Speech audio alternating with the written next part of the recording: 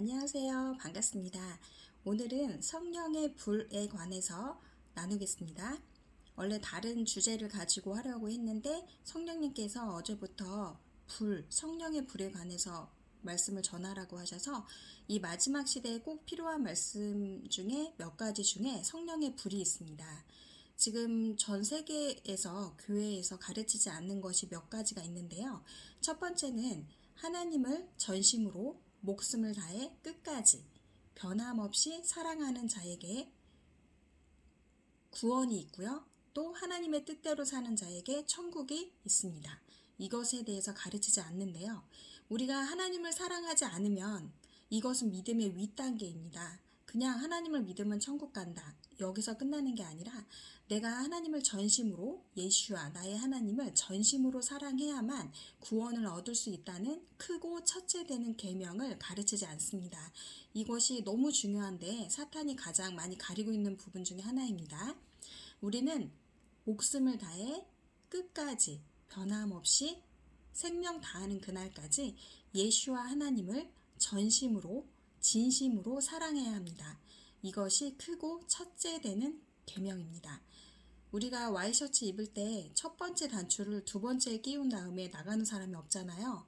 혹시 그렇게 입으면 다시 고쳐서 입어야 되는 것처럼 이 첫째 계명이 순서가 중요합니다.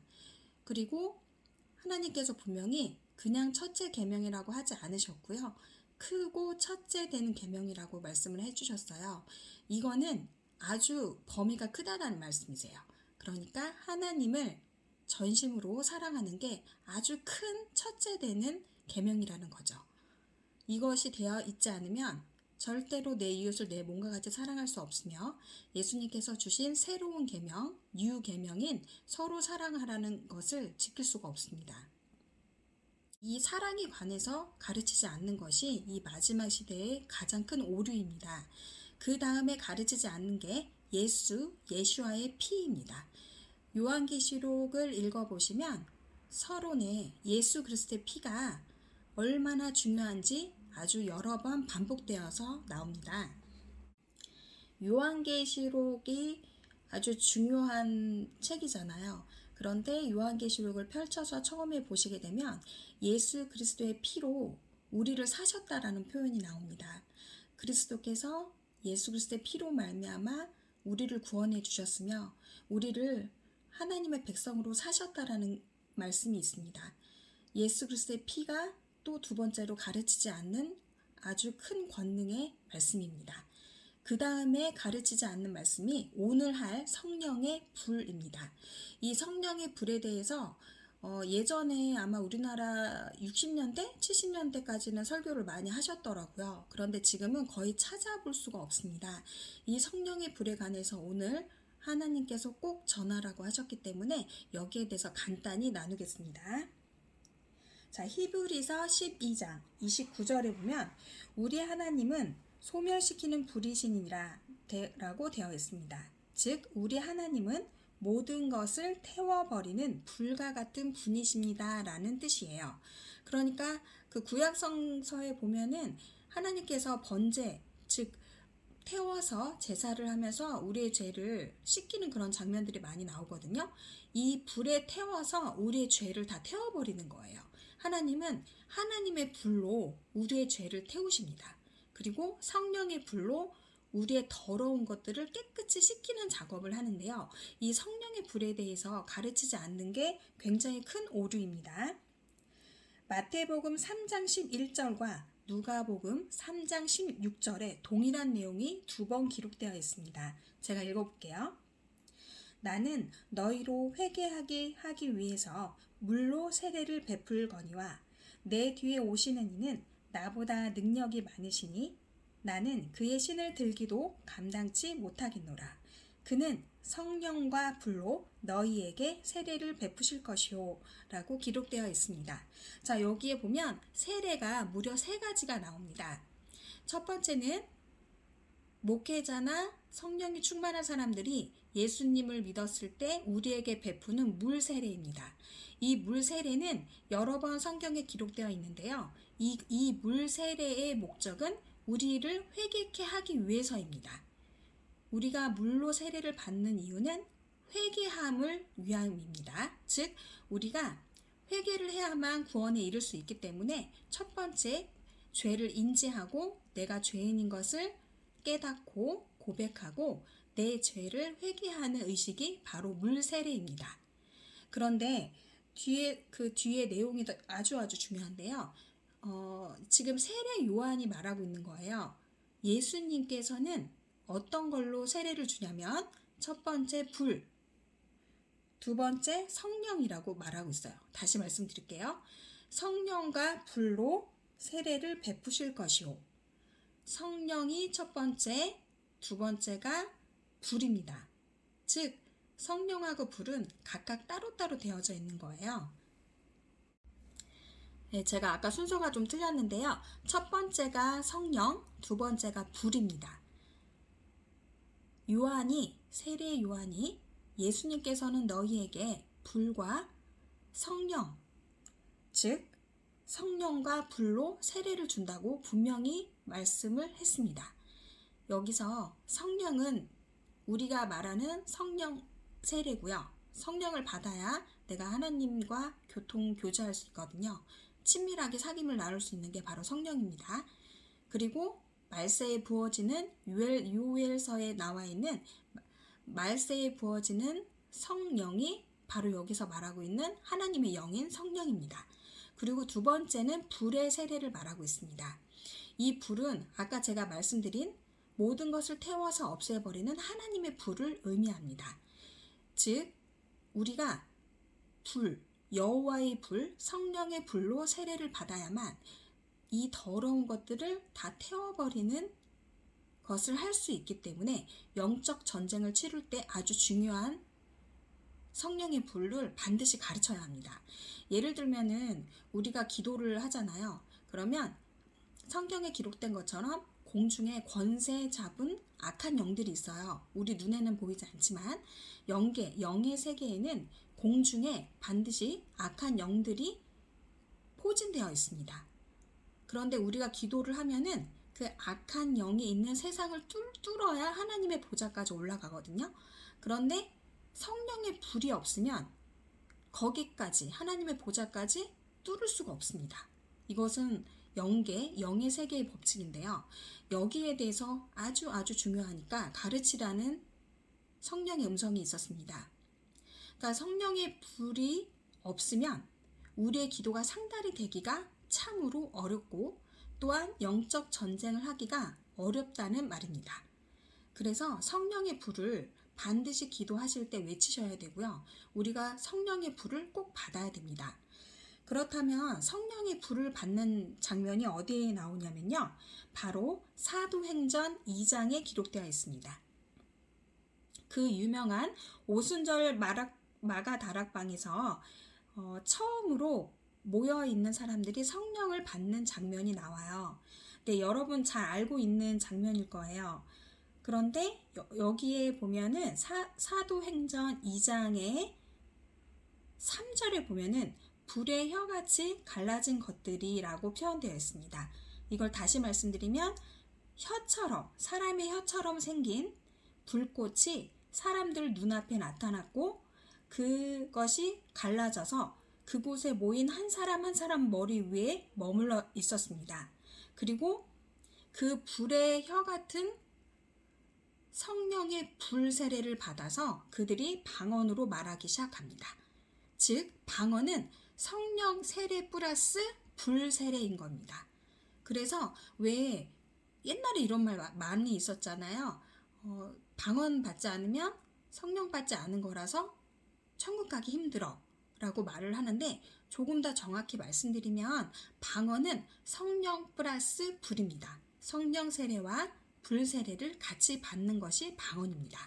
그렇기 때문에 이 방언은 사람이 하는 게 아니라 성령께서 말하게 하심을 따라서 말을 하기 때문에 우리가 하는 게 아니라 성령님이 기도를 하는 것입니다.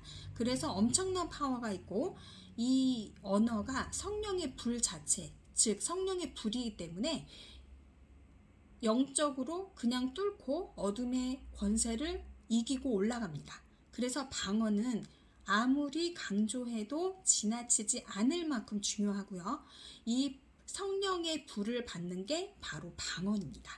그러니까 방언을 받으면 성령도 받고 성령의 불도 받는 두 가지 이점이 있는 것입니다. 그리고 여기서 보면 사도행전에서 보면은 다른 외국어로 말을 해요. 성령의 불의 혀 같은 것을 받아서, 이 성령 불을 받아서 외국어를 이 성경에 기록되어 있는 거는 적어도 15개 국어 이상의 언어를 거기에 방언을 받은 사람들이 하고, 하나님의 놀라운 일들을 말하여 거기에 있던 사람들이 다 놀라움을 금치 못하고, 또 여기에 더불어 베드로가 일어나서 설교를 합니다. 말세에는 내 남자 종들과 여자 종들에게 내 영, 즉 성령을 부어주리니 그들이 대언, 즉 예언할 것이다 라고 설명을 하고 있습니다. 마지막 날에 내가 내 영을 모든 사람에게 부어주리니 너희의 자녀들은 예언할 것이요 너희의 젊은이들은 환상을 볼 것이며 너희의 늙은이들은 꿈을 꿀 것이다. 그날에 내 남자 종들과 여자 종들에게 내 영을 부어주겠다. 그래서 그들은 예언을 할 것이다 라고 요엘서에 있는 말씀으로 베드로가 설교하는 장면이 나옵니다. 그래서 지금 제가 말씀드리고자 하는 거는 방언이라는 거는 성령을 받았다는 증거이기도 하지만 성령 불을 받았다는 증거가 되기도 하기 때문에 이 성경에 기록되어 있는 것처럼 불의 혀, 하나님의 불이 그대로 임한 거예요. 그래서 방언을 꼭 받으셔야 합니다. 그리고 이 방언에 대해서는 아주 간혹 가다가 존경할 만한 인물들, 존경할 만한 사람들이 방언에 대해서 잘 알지 못하고 말씀을 하실 때 안타까움을 제가 많이 느꼈거든요. 근데 어떤 것이든 지금 하나님께서는 질서 때문에 사람들에게 각각 아주 다른 달란트와 은사를 나눠주십니다. 그래서 내가 맛보지 않고 내가 함부로 경험하지 않은 은사에 대해서는 말씀을 되도록 안 하시는 게 좋아요. 방언을 못 하시면서 방언에 대해서는 말씀을 안 하시는 게 좋습니다. 방언, 저 같은 경우도 외국어 방언을 하거든요. 그래서 이 따다다 방언이나 외국어 방언, 또 강한 파워풀한 방언에 대해서 어느 정도는 다 알고 있어요. 그런데 이것을 어떻게 하냐면 그냥 경험적으로 성령님이 하시니까, 성령님이 방언을 하시니까 듣다 보면 통역도 되고, 아, 이럴 땐 이렇게 되는 거구나, 이런 거를 저절로 알게 되고 학습하게 되고 습득하게 됩니다. 그래서 어느 분야든 어느 은사이든 본인이 하지 않고 본인이 경험하지 않았던 것에 대해서는 함부로 말씀을 하시면 안 됩니다. 그리고 저번에 제가 잠깐 안 드렸던 말씀이 있었는데, 휴거가 있다 없다, 혹은 휴거는 몇 번 있다, 뭐 이렇게 요한계시록에 대해서 그리고 성경 전체에 대해서 깨닫는 부분들이 조금씩 달라요. 왜냐면 마지막 시대 신비는 아무도 알 수가 없고 그때 가봐야 알거든요. 그래서 그 부분에 대해서도 함부로 사람들에게 정죄하거나 이단이라고 말씀을 하셔도 안 되고요. 예를 들어서 지금 휴거가 바로 있을 거예요 라고 외치는 자의 소리가 많아요. 근데 그것도 하나님이 필요하셔서 세우시는 분들이거든요. 그래서 함부로 이단이라고 말씀하지 마시고 자기가 직접 하나님을 만나셔야 돼요. 지금 이 시대는 각자 도생, 하나님을 직접 만나지 않으면 구원받을 수 없는 시대이기 때문에 반드시 하나님을 직접 만나시고 판단을 하셔야 합니다. 그리고 제가 한 가지만 더 안내를 해드릴게요. 이것도 중요하다고 하셨는데 욥기 23장 10절에 보면 그러나 내가 가는 길을 그가 아시나니 그가 나를 단련하신 후에는 내가 정금같이 나으리라 라는 장면이 있습니다. 욥이 연단을 받으면서 알 수 없는 고난 중에 고백하고 있는 말이에요. 그런데 이게 진짜 어떤 뜻이냐면 내가 하나님에 의해서 성령에 의해서 훈련과 단련을 받은 후에는 보석이 되어진다는 말씀입니다. 즉 우리가 너무 일찍 쓰임을 받으면 실수가 많고 또 보는 시야가 짧기 때문에 실수가 많을 수밖에 없거든요. 그래서 하나님께서는 우리를 단련하신 후에 보석으로 만드신 다음에 하나님 나라의 일꾼으로 사용하시는 경우가 많아요.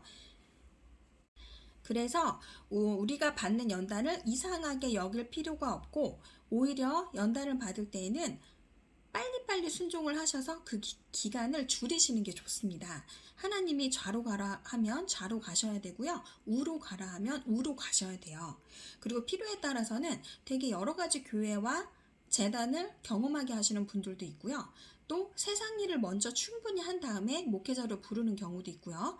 목회자로 불렀다가 다시 세상 일로 부르는 사람들도 있어요. 그러니까 사람마다 좀 많이 다르기 때문에 어떤 분야든 단련을 받으신 후에 하나님이 보석으로 만드셔서 우리를 사용하신다라는 것을 알고 계시면 되세요. 그리고 마지막 타임라인에 대해서 복습 한 번 더 하겠습니다. 지금 휴거가 지금이다 라고 많이 말씀을 하시는데, 지금은 휴거가 바로 일어나지 않습니다. 지금부터 약 40년 동안 재난의 시작, 진통의 시작인 이 기간을 거친 다음에 대환란이 들어가고요. 대환란 직전이나 직후에 휴거가 있고, 그 다음에 재림 순서가 있고 천년왕국 순서로 들어갑니다.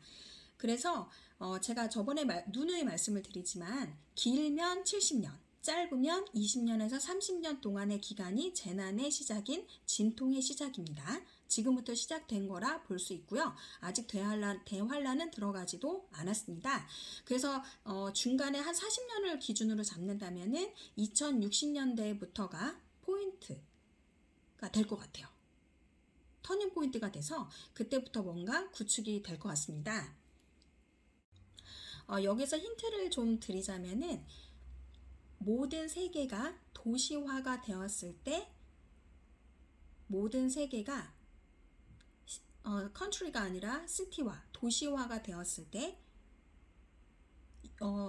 지금 저들의 세계 단일 정부가 활동할 수 있는 구축이 되어졌을 때, 그때가 바로 대환란이 들어가는 시기라고 생각을 하시면 되세요.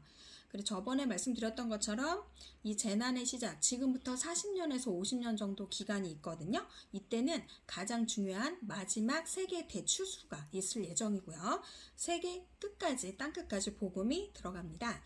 그것을 위해서는 우리나라의 복음 통일이 되어야 실크로드가 길이 열려서 이스라엘까지 도달을 하는데요. 그래서 한국 전쟁은 어떻게 보면 불가피하고 한국 전쟁이 일어날 수밖에 없는 상황일 수도 있어요. 그런데 우리가 어떻게 기도하냐에 따라 방향이 달라질 수는 있으나 한국 전쟁이 있을 거라는 의견이 많이 있죠.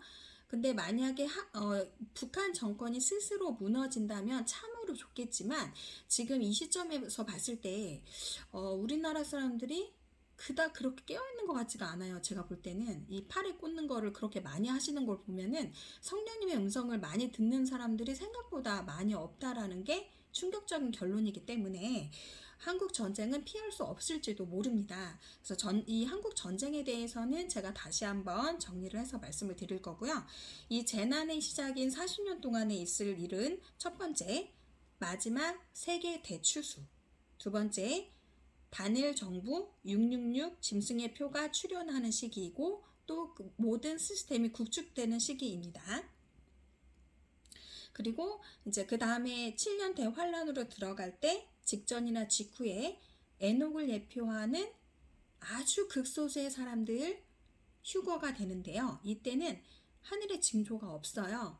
저번에 제가 말씀 안 드렸는데, 휴거는 약간 전구가 고장났을 때 불이 번쩍하면서 꺼지잖아요. 그런 것처럼 불이 아주 번쩍하면서 순간적으로 사람들이 사라진다고 성령님께서 저에게 알려주셨어요. 그래서 이렇게 극소수의 사람들인데, 사람들이 그때 많이 잠자고 있다면 0.3%까지도 내려갈 수 있다고 하시더라고요. 그래서 이 상태를 될 수 있으면 1.2%까지 끌어올려야 된다라고 하셨고요.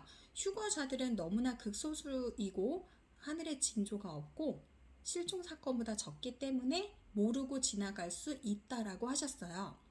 그래서 휴거는 아예 아무나 될 수가 없어요. 정말 저번에 말씀드렸지만 내 인생을 전부 주님께 드린 전부 주님과 동행하는 에녹과 같은 사람만 가능하기 때문에 방송을 하는 저도 탈락될 수 있습니다. 그래서 뭐가 중요하냐? 남은 자가 중요해요. 남은 자가 세계의 8%라고 하셨고 노아 방주를 예포한다고 하셨습니다. 그래서 이 남은 자들이 순간이동과 같은 마지막 엔드타임에 상상할 수 없는 상식이 통하지 않는 능력을 학습하시고 활성화시켜야만 대환란 들어갔을 때 남은 자들이 순간 이동을 통해서 살아남을 수 있다라고 하셨습니다. 그래서 저번에 말씀드렸던 것처럼 요한계시록이라는 책은 영의 세계와 물질적인 현실 세계가 같이 열리는 세상이라고 누누이 말씀을 드렸습니다.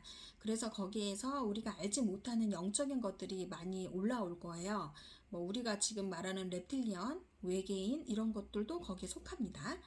그리고 그들이 별의별 짓을 다 하고 있습니다. 여러분 잘 모르셔서 그러는데 지금 그들이 얼마나 많은 사악한 짓을 하고 인신제사를 드리고 이 시스템을 구축하기 위해서 얼마나 많은 일들을 뒤에서 하고 있는지 모릅니다. 지금은 정치가 여야가 없습니다. 지금은 그들이 뒤에서 다 조정을 하고 있는 거고요. 지금 그래도 해외 같은 경우는 많이 깨어서 딥스랑 많이 싸우고 있더라고요. 근데 우리나라는 아직도 우리끼리 싸워요. 뭐가 뭔지 하나도 모르는 거예요. 정말 통탄할 일인데 여기에 대해서 먼저 깨어나신 분들은 기도를 좀 많이 하시고 또 옆에 사람들에게 사이비 이단 소리를 들어도 알려주셔야 돼요. 이게 우리의 사명입니다. 그래서 나팔을 많이 부셔야 됩니다. 그리고 오늘은 마지막으로 성령님께서 이걸 가르쳐 주라고 하셨어요. 왜 우리나라가 그 남북이 갈릴 때 그 전에 신사참배 일본의 침략이 있었잖아요. 결론적으로 말씀드리면 신사참배 때문에 우리나라가 이렇게 갈라지고 연단을 받았다. 이렇게 이런 상황이 되었다라고 많이 말씀을 하시는데 사실은 그게 아닙니다.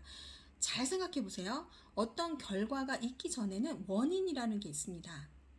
이스라엘 백성들의 역사를 한번 보시면 알듯이 우리나라는 평양부터 시작해서 엄청난 부흥이 있었습니다. 그래서 그때는 상상할 수 없었어요. 그때는 순간이동도 많이 했고요. 사람들이 날아다니면서 말이나 마차 같은 게 많이 없었기 때문에 날아다니면서 전도를 했어요. 진짜로. 그 일이 우리나라 1960년대까지도 있었거든요. 2시간을 10분 내로 날아다니면서 전도하고 그랬단 말이에요. 그러니까 하나님께서 초자연적인 능력을 많이 부어주시니까 더 겸손함으로 하나님을 섬겨야 되는데 그들이 하나님의 자리에 올라간 거예요. 마치 내가 하나님이 된 거죠. 우리나라가 제일 잘못하고 있는 게 뭔지 아세요? 무엇을 하면 이거 내가 했어. 내가 이걸 어떻게 깨달았는데 그게 아닙니다. 우리는 다 거저받았고 거저 주어야 합니다. 그런데 꼭 내가 했다라는 걸 생색을 내요. 우리나라 민족들은 생색을 되게 많이 내거든요. 아주 침략을 많이 당해서 그런지 모르겠지만 내가 했다라는 걸 되게 많이 강조를 해요. 근데 하나님의 나라에서는 내가 했다라는 건 없습니다. 정말 죄송하지만 하나님이 하신 거지 우리가 한 건 아무것도 없어요. 그래서 김정일이, 김일성이, 김정은이 모두 하나님 자리에 올라가 있는 거예요. 그 어마어마한 죄를 지었기 때문에 지금 이렇게 70년 동안 아픔이 있는 거죠. 우리는 아주 운이 좋아서 남한이라는 땅에 태어났지만 정말 그 땅에서 계속 저주를 받고 있는 사람들을 우리의 민족이고 우리의 핏줄이고 우리의 형제이고 우리의 자매이기 때문에 기도를 하셔야 합니다.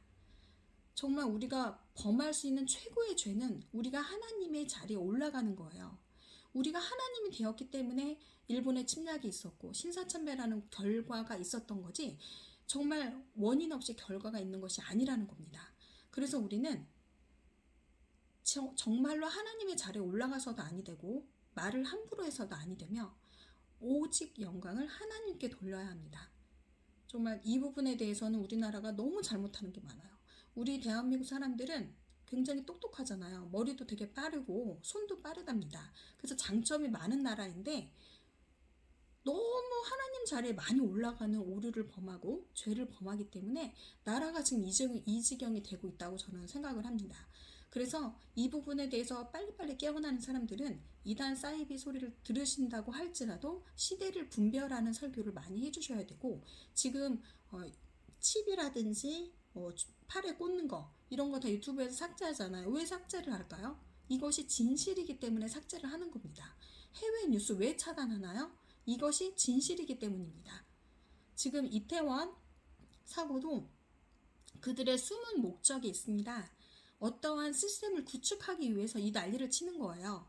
그래서 왜 그들이 어떤 것을 할 때, 어떤 일이 벌어질 때, 왜 그들이 이런 일을 하는 건지 곰곰이 하나님께 여쭤보고 상고를 하셔야 됩니다.